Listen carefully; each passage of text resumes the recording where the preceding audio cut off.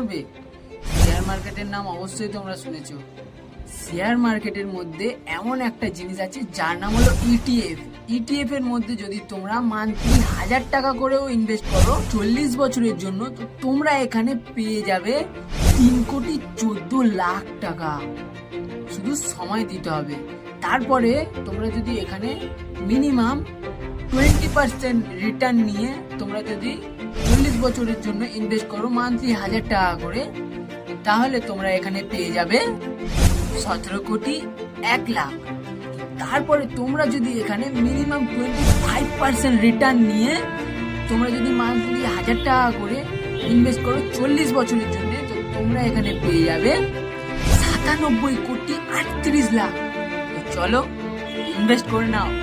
Invest করতে এখন দিয়ে শুরু করে দাও। যত তাড়াতাড়ি ইনভেস্টমেন্ট শুরু করবে তত নিজেদের ভালো। আজকের